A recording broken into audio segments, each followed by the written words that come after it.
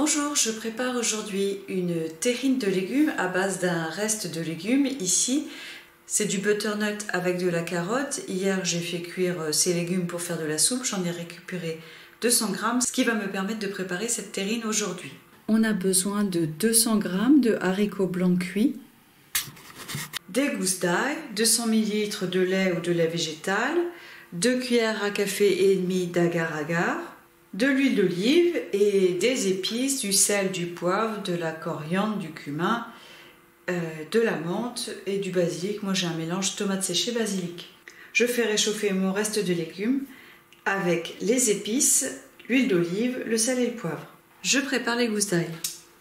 J'ajoute les gousses d'ail. Je remets 1 minute sur le feu. J'ajoute les haricots égouttés. Ce sont des haricots que j'avais fait cuire au four solaire et mis en conserve. Là, c'est pas encore tout à fait mixé, mais je trouve que la couleur est pas super vive. J'aurais aimé qu'elle soit plus orange, alors je vais rajouter un peu de concentré de tomate. Je le congèle en petits morceaux. Hop, 2, 3. Ça me plaît mieux maintenant. Je prélève un peu de lait pour mélanger à la maïzena. Comme ça, elle sera délayée au moment où je la verserai dans le lait chaud. J'ajoute l'agar-agar.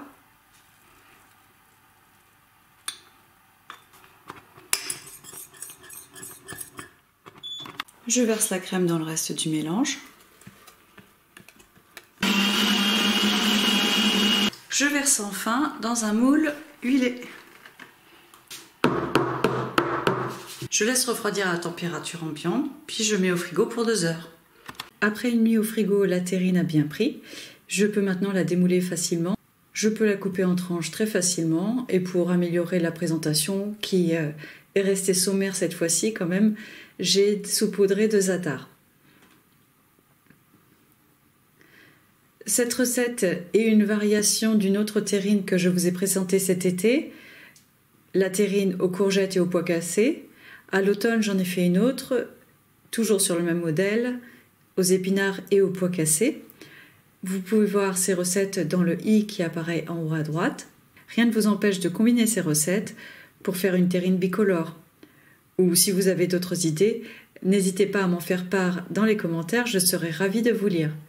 Par ailleurs, n'oubliez pas de vous abonner ou de liker cette vidéo, ça aide à soutenir ma chaîne. À bientôt!